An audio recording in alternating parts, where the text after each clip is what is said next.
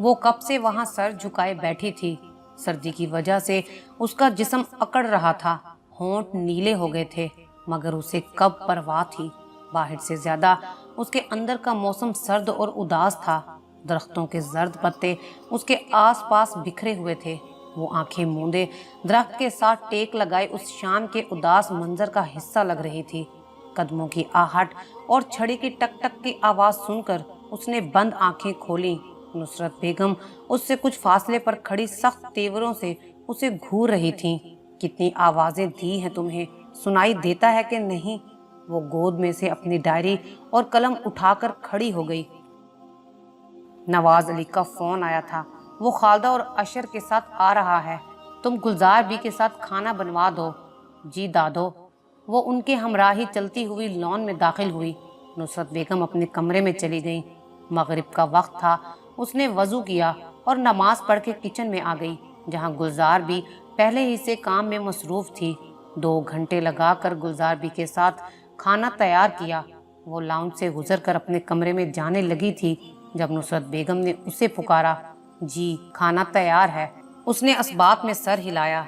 जब तक खालदा इधर है तुम उसके सामने कम जाना, बल्कि जाना ही नहीं। तुम जानती हो वो तुम्हें पसंद नहीं करती। दादो ने हर बार खालदा के आने पर कही जाने वाली बात दोहराई। वो सर ही हिला सकी। अब जाओ। वो टीवी की तरफ मुतवज्जा हो गई थी। वो कमरे में आ गई। दिल था कि गम से फटने लगा था, मगर आंसू पलकों पर रुके हुए थे। हर बार ये जुमला सुनकर उसे आदत डाल लेनी चाहिए थी, मगर वो पगली हर बार खुद को उदास कर देती। उसने वजू किया और अशा की नमाज पढ़ी। कुछ सूरतें पढ़कर खुद पर दम किया। वो बिस्तर पर लेट गई। नींद आंखों से कोसों दूर थी। लाउंज से आवाजें आ रही थी। नवाज अली आ गए थे। बेअख्तियार उसका दिल चाहा वो बाहर जाए, मिले उनसे, मगर बेबस थी। खाना खाया गया, बातें हुई और सब अपने कमरों में चले गए, मगर वो इसी तरह आंखें मूंदे बेड क्राउन के साथ टेक लगाए बैठी रही। तो क्या मेरे होने या ना होने से किसी को कोई फर्क नहीं पड़ता? मेरी कमी किसी को नहीं महसूस होती? वो ऐसी छोटी बातों पर रोती नहीं थी। कभी कभी नुसरत बेगम को लगता वो अब नॉर्मल है या ढीठ। कोई उसे बुरा भला कहे, जलील करे, गाली दे, उसे कुछ फर्क नहीं पड़ता। मगर वो अब नॉर्मल नहीं थी। उसे सब महसूस होता था, उसे फर्क पड़ता था। वो आंसू आंखों से गिराने की बजाय दिल पर गिराती थी। वो भड़ास नहीं निकालती थी, वो बात दिल में रखकर खुद को अजियत देती थी। सुबह उसकी आंख हस्बे मामूल फजर के वक्त खुली। जब तक जहन बेदार होता वो बेड पर बैठी रही। फिर वॉशरूम जाकर वजू किया। सर्दी से बचाव के लिए अपने गिर्द गर्म शाल लपेटकर नमाज पढ़ी और वापस कंबल में घुस गई। जिस्म को चीर देने वाली सर्दी थी। अब नींद आना मुश्किल थी। रात को खाना ना खाने की वजह से सख्त भूख भी महसूस हो रही थी। उसने बोर होने की बजाय साइड टेबल से डायरी उठा ली। दिया हमेशा खुद जल जल कर सबको रोशनी देता है, तो क्या ये नाम का असर है जो मैं भी जल रही हूँ? मगर मुझसे किसको रोशनी हासिल होगी?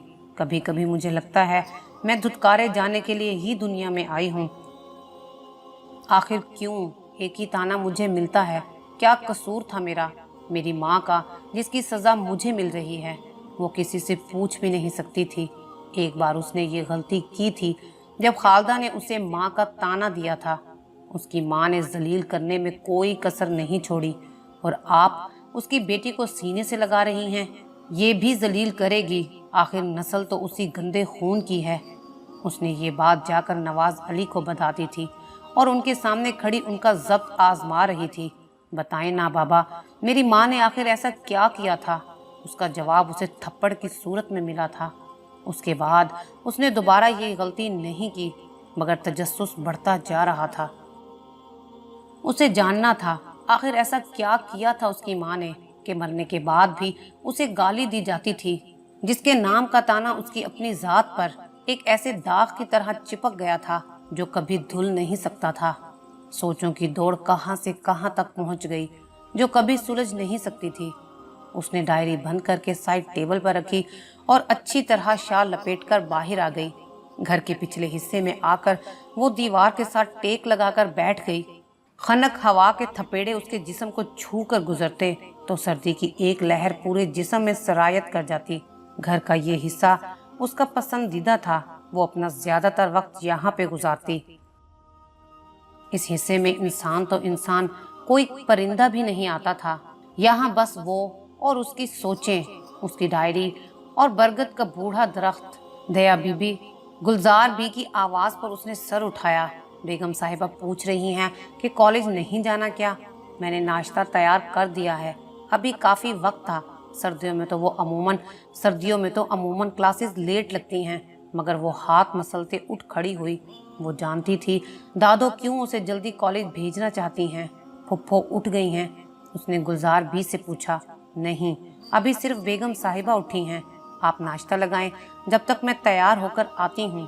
वो अपने कमरे में आकर कॉलेज जाने की तैयारी करने लगी।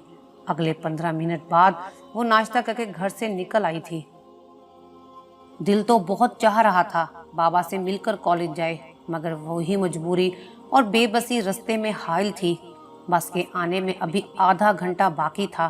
बस स्टॉप पर उसके अलावा अभी कोई नहीं आया था। वो, उसकी तल्ख सोचें और ठंडी हवा। आधे घंटे बाद बस आई और वो उसमें सवार हो गई। उसकी नजरें उस सीट पर गईं जो हफ्ते से खाली थी, मगर आज वहाँ एक स्मार्ट सा लड़का बैठा था। आंखों पर नजर का चश्मा पहने हुए हल्के सावले रंग का लड़का जो किताब पर झुका हुआ था। बेअख्तियार उसके लबों को मुस्कुराहट छू गई। वो मुतमईन सी होकर बस के शीशे से बाहर देखने लगी। नाश्ते की टेबल पर दिया के अलावा सभी अफराद मौजूद थे। दिया नहीं उठी अभी। अशर ने ब्रेड को जैम लगाते हुए कहा, कॉलेज चली गई है। नुसरत बेगम ने जवाब दिया। बाकी अफराद खामोशी से नाश्ता कर रहे थे। वाट मामू जान, आपकी बेटी अपनों से मिलना पसंद नहीं करती। रात को हमारे आने से पहले कमरे में घुस गई और सुबह हमारे उठने से पहले कॉलेज। वो नाराजगी से नवाज अली को बता रहा था, ये ना कहो कि वो मिलना पसंद नहीं करती, अपने उससे मिलना पसंद नहीं करते।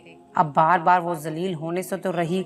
नुसरत बेगम की जुबान से कड़वा सच निकला जो खालदा को सख्त बुरा लगा। आप जानती हैं उसकी माँ ने किस तरह मेरा घर उजाड़ा। फॉर गॉड सेक, अशर ने खालदा की बात टोकी। दिया ने तो कुछ नहीं किया, तो वो बेकसूर है। उसे किस चीज की सजा मिल रही है? खून तो उसी का है, गंदी नस्ल का। नवाज अली की बर्दाश्त जवाब दे चुकी थी। बस, उन्होंने हाथ उठाकर खालदा को मजीद कुछ कहने से रोका। मेरे सामने इस टॉपिक पे बात मत किया करो। गंदी नस्ल, गंदा खून, गला घोंट दो उसका, मर जाए और ये ड्रामा भी खत्म हो। वो झटके से कुर्सी से उठे और लंबे लंबे डग भरते कमरे में चले गए। शऊर और तालीम होने के बाद भी जहालत। माँ की सजा बेटी को हो ना हो, वो भी उठकर कमरे में चला गया। इसको हमदर्दी का बुखार चढ़ गया है, देख लूंगी मैं। खालदा हनकारा भर कर चाय पीने लगी। बस आकर कॉलेज के सामने रुकी। लड़के लड़कियां सब उतरने लगे। वो भी बैग उठाकर बस से बाहर निकली और सबकी हमराही में कॉलेज के अंदर चली गई। अपने डिपार्टमेंट की तरफ जाते हुए उसे वो नजर आया। वो तेज तेज कदम उठाती उसके पास गई। सुनिए, ये मैं क्या कर रही हूँ? मुझ पर तो माँ के नाम का लगा धब्बा नहीं धुल रहा और मैं नहीं, मैं और जिल्लत बर्दाश्त नहीं कर सकती। मुझ में इतनी सकत नहीं है जी। वो उसके बिल्कुल सामने खड़ा था, किताबें सीने के साथ लगाए।